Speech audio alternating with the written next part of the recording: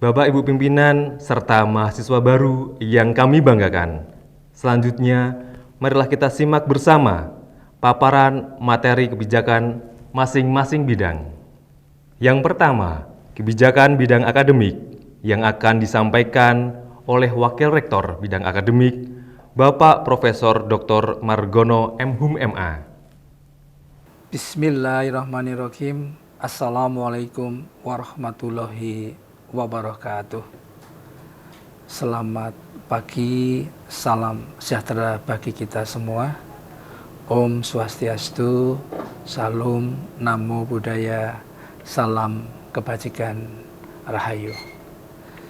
Yang sangat saya hormati dan saya banggakan, seluruh mahasiswa baru tahun akademik 2022-2023.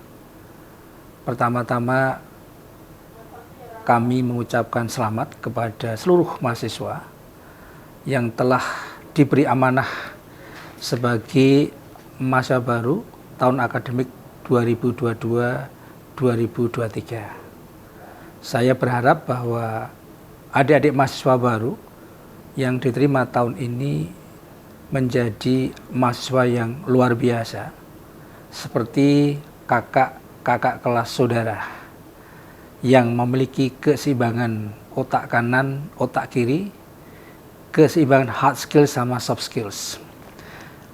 Nama saya Profesor Dr. Margono M.Hum M.A. yang alhamdulillah diberi amanah sebagai Wakil Rektor Bidang Akademik. Insya Allah bersama dengan para Wakil Rektor yang lain untuk mengawal bidang akademik.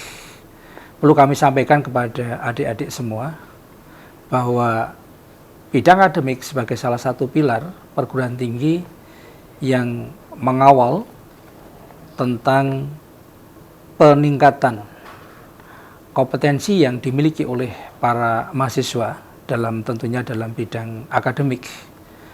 Pada tahun 2022, bidang akademik mengedepankan pada asta krida utama. Sekali lagi, asta krida utama yang terbagi ke dalam 8 program utama. Yang pertama adalah peningkatan keterlibatan dosen dengan dunia usaha, dunia industri. Yang kedua adalah peningkatan kualitas lulusan pendidikan tinggi. Yang ketiga adalah peningkatan kualitas input mahasiswa. Yang keempat adalah peningkatan kualitas kurikulum dan pembelajaran. Yang kelima adalah peningkatan kualitas dosen. Yang keenam, penguatan kelembagaan akademik dan akreditasi. Yang ketujuh, peningkatan kompetensi lulusan.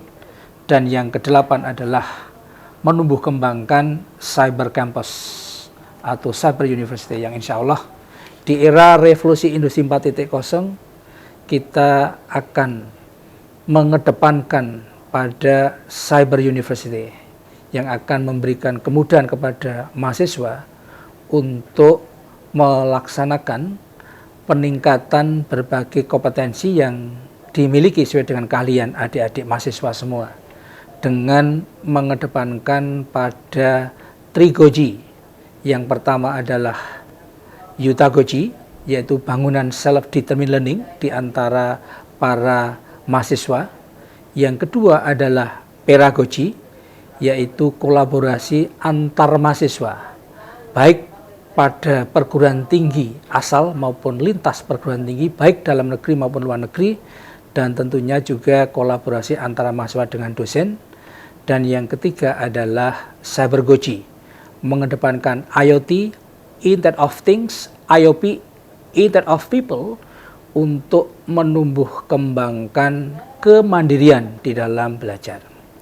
Untuk itu kami sampaikan kepada adik-adik mahasiswa baru tahun 2022-2023 untuk senantiasa memiliki kemandirian belajar.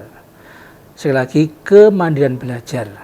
Jangan sampai adik-adik hanya bergantung pada Bapak Ibu dosen. Oleh karenanya, kami mengimbau kepada adik-adik untuk senantiasa menumbuh kembangkan kemandirian belajar yang merupakan wujud dari mahasiswa yang sejati untuk senantiasa mencari berbagai sumber belajar dalam rangka untuk mengembangkan diri. Perlu kami sampaikan kepada adik-adik semua, dengan mengembangkan diri, saya yakin bahwa adik-adik akan menjadi lulusan-lulusan yang agile, yang mampu beradaptasi pada dunia apapun, dan yang mampu beradaptasi dalam konteks apapun. Saat ini kita berada pada revolusi industri 4.0, revolusi pendidikan 4.0, dan society 5.0 yang mengedepankan pada kemandirian dalam berbagai bidang, termasuk juga akademik. Selanjutnya kami sampaikan wabil khusus untuk para mahasiswa sarjana terapan dan juga sarjana, tentu saudara harus betul-betul memiliki pengalaman di luar kampus. Sebagaimana disampaikan oleh Mas Menteri, Merdeka Belajar Kampus Merdeka harus menjadi nafas adik-adik. Mengapa demikian? Agar adik-adik tidak hanya menguasai ilmunya, tetapi adik-adik juga harus menguasai berbagai ekosistem yang ada, yang akan menjadikan adik-adik sebagai lulusan yang agile. Oleh karenanya, mengenal ekosistem yang sesungguhnya dengan memperoleh kesempatan 20 SKS di luar perguruan tinggi asal, ini harus menjadi nafas adik-adik semua. Sehingga para mahasiswa ini betul-betul mengenal ekosistem yang sesungguhnya. Ya, sekali lagi, ekosistem yang sesungguhnya. Insya Allah dengan mengenal ekosistem yang sesungguhnya, baik di berbagai lokus termasuk masyarakat sekolah, masyarakat umum, dunia usaha, dunia industri, ini akan menjadikan adik-adik sebagai mahasiswa yang profesional, mahasiswa yang mengedepankan pada peningkatan dan pengembangan diri. Oleh karenanya, saya sampaikan kepada adik-adik mahasiswa untuk memaknai hidup di dalam 3 konsep dasar.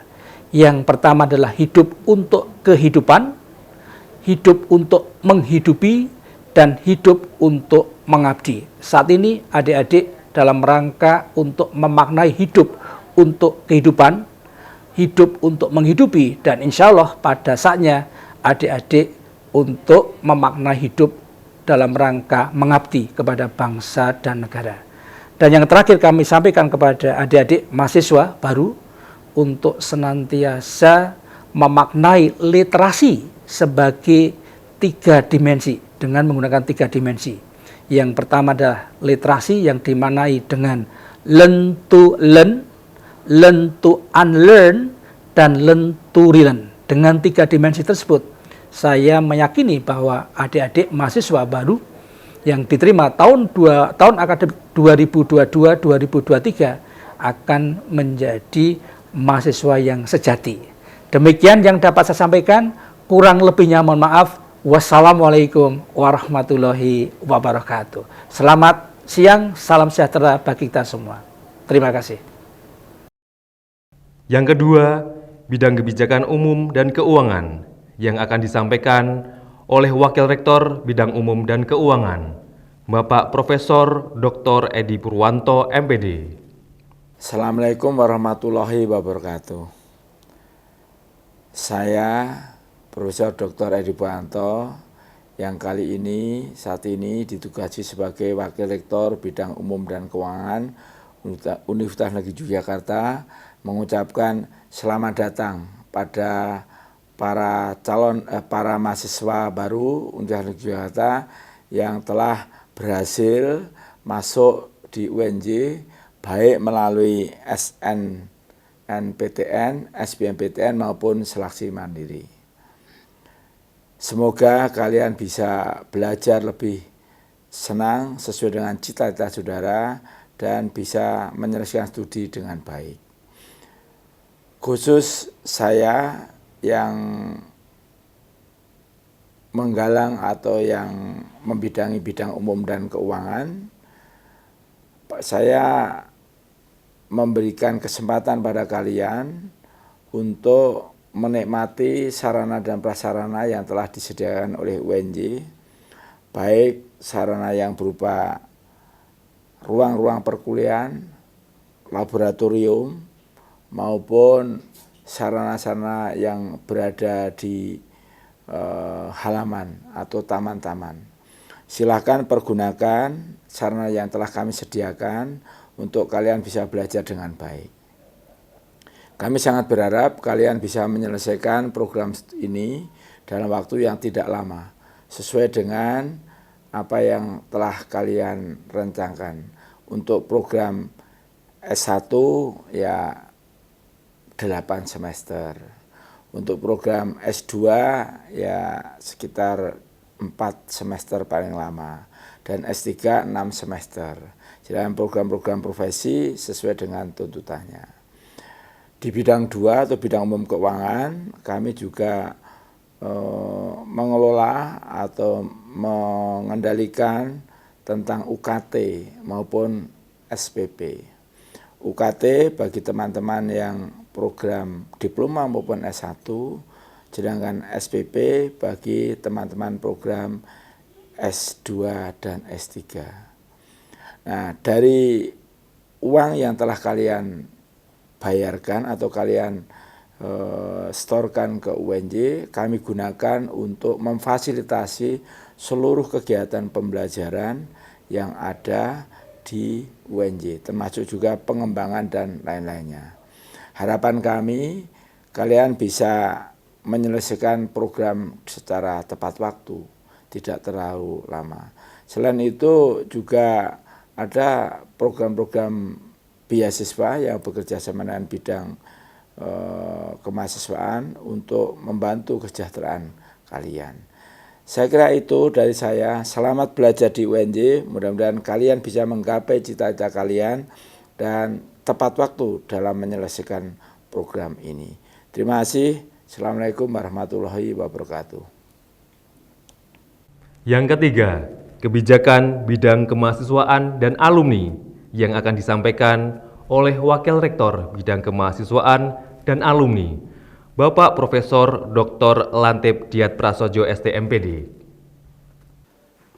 Bismillahirrahmanirrahim. Assalamualaikum warahmatullahi wabarakatuh. Kami dari Bidang Kemahasiswaan dan Alumni mempunyai beberapa program bidang kinerja kemahasiswaan dan alumni.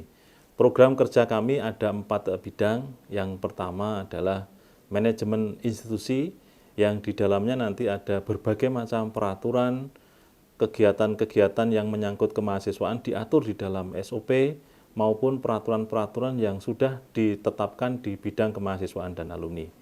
Lalu yang kedua adalah yang terkait dengan MBKM, Merdeka Belajar Kampus Merdeka. Nah, untuk bidang kemahasiswaan dan alumni, MBKM ini ada beberapa kegiatan yang bersifat ekstrakurikuler. Di antaranya adalah proyek di desa, proyek kemanusiaan, yang mana nanti adik-adik mahasiswa bisa bergabung di dalam kegiatan MBKM ini melalui berbagai program yang kita tawarkan dalam kegiatan Merdeka Belajar Kampus Merdeka. Lalu program yang berikutnya adalah prestasi mandiri. Di dalam prestasi mandiri ada beberapa program ataupun beberapa kegiatan yang terkait dengan lomba-lomba yang mana kita sebagai penyelenggara lomba tersebut. Ya, salah satunya adalah kegiatan perlombaan yang sering kita lakukan yang terkait dengan MTQNN, kegiatan lomba di bidang olahraga, di bidang seni, di bidang penalaran, dan perlombaan lainnya. Bobot kegiatan-kegiatan tersebut di dalam kinerja kemahasiswaan mulai dari manajemen institusi, MBKM, dan prestasi mandiri masing-masing mempunyai bobot 20%. Kemudian program kerja dari kinerja kemahasiswaan dan alumni yang keempat adalah prestasi Kemdikbudristek. Nah, prestasi Kemdikbudristek ini bobotnya paling tinggi sebesar 40%.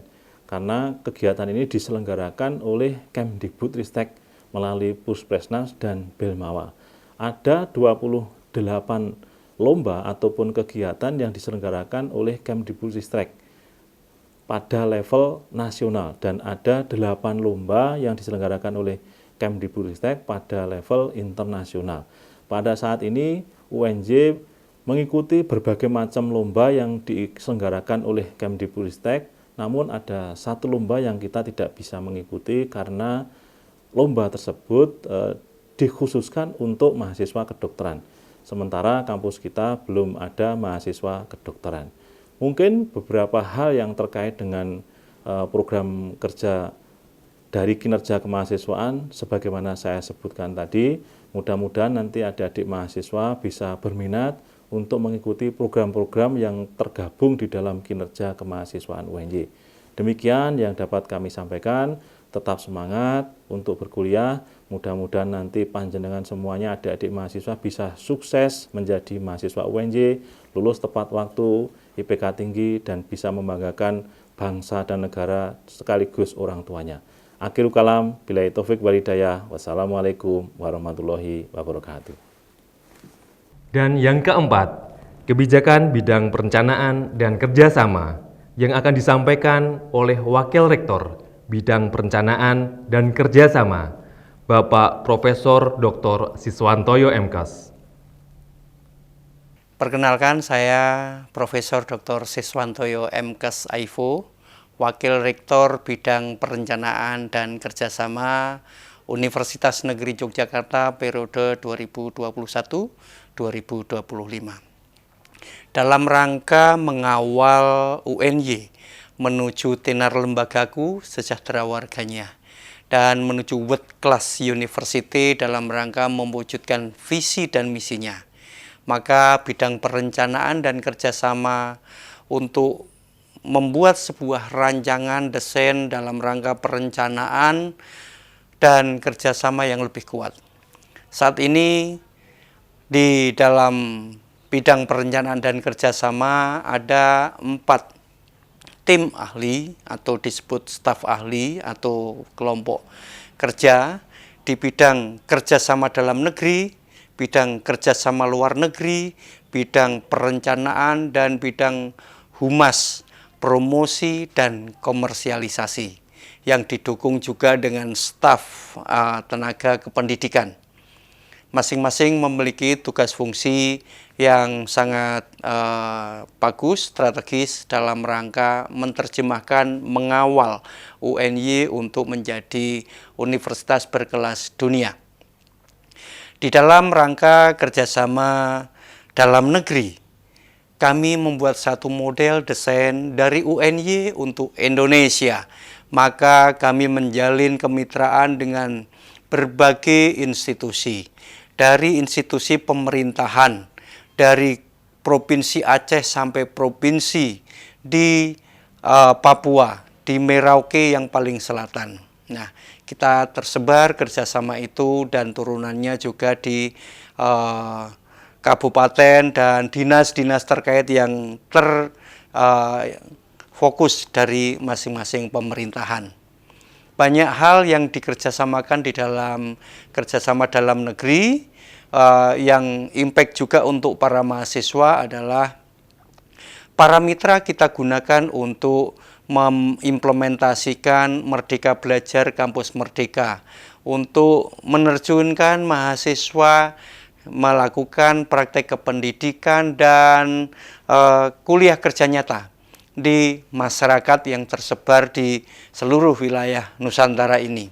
Di sisi lain, dengan program kerjasama, pendampingan, matching fund di berbagai wilayah, maka UNY punya program UNY Bangun Desa mengintegrasikan institusi UNY sebagai kampus, kantor pemerintahan sampai dari pusat sampai ke desa, kemudian kita dekatkan dengan komunitas industri. Untuk yang ketiga, komunitas industri, supaya hasil riset, inovasi dosen mahasiswa bisa kita dorong ke masyarakat dan ditangkap oleh industri untuk meningkatkan kesejahteraan dan produktivitas dari binaan-binaan kita.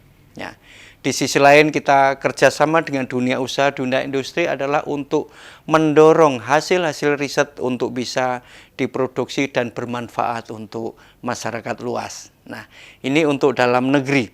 Di sisi lain kita punya kerjasama dalam luar negeri. Nah, kerjasama untuk luar negeri ini kita dorong.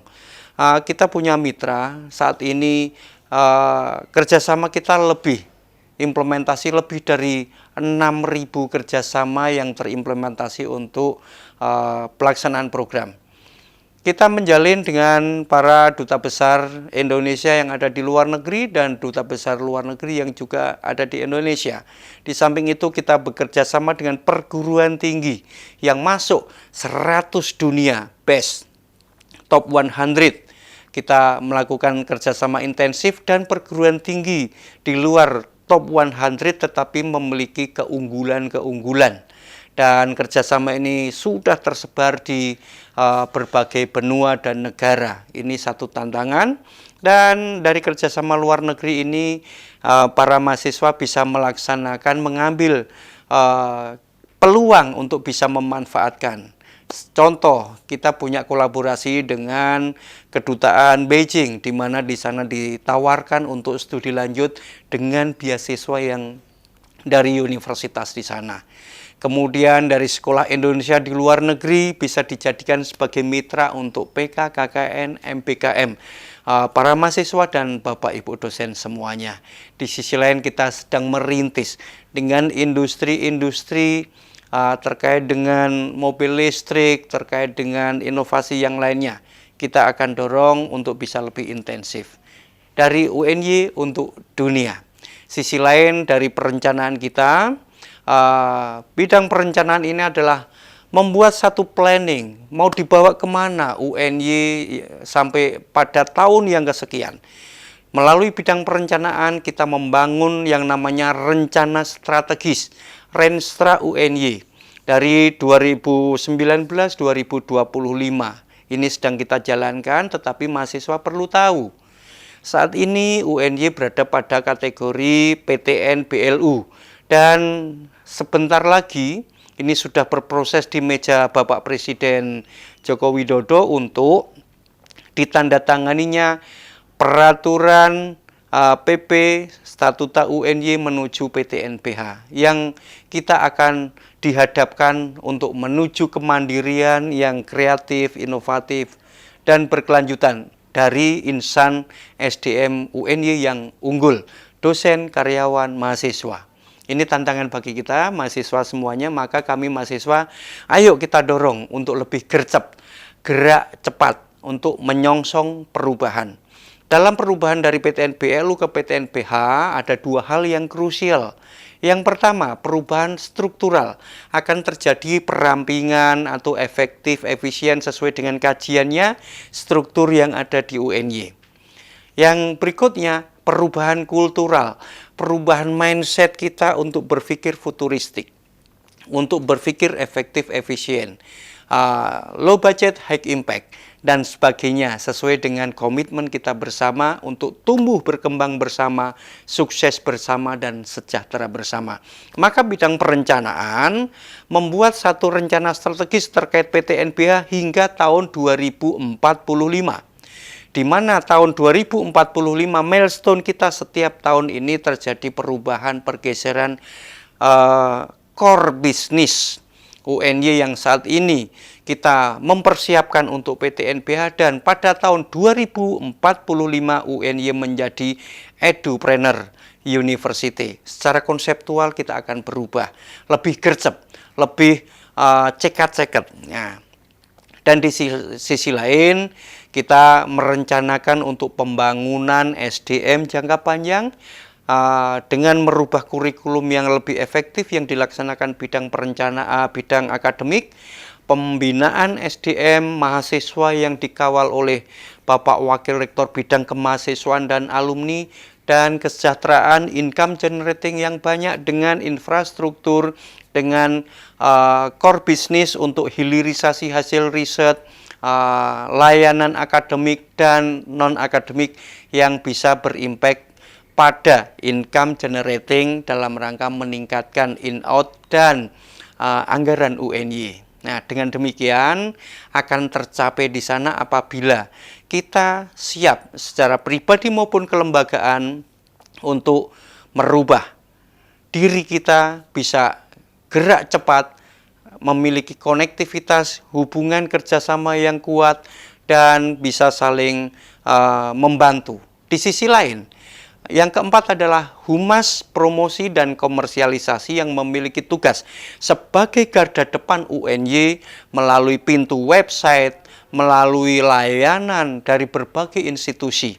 Ya, kawan-kawan dari Humas untuk mempromosikan dan komersialisasi ini merupakan satu titik awal untuk UNY mempersiapkan menuju PTNBH. Ya, kita coba dorong hilirisasi hasil riset yang hebat. Prestasi UNY, kawan-kawan mahasiswa perlu mengetahui dari sisi engineering kemarin sudah berkali-kali UNY menjuarai mobil hemat energi, mobil listrik, kendaraan sepeda listrik, dan yang lainnya.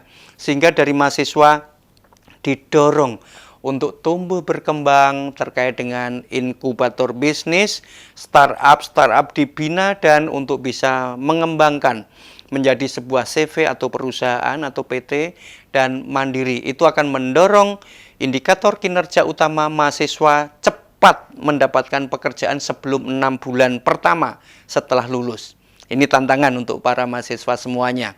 Dan yang kedua, terkait dengan komersialisasi hasil-hasil riset dosen, didorong juga melalui program pengembangan untuk perusahaan berbasis teknologi dan yang lainnya. Nah, dengan demikian, mari kita rubah. Tahun depan adalah hari ini.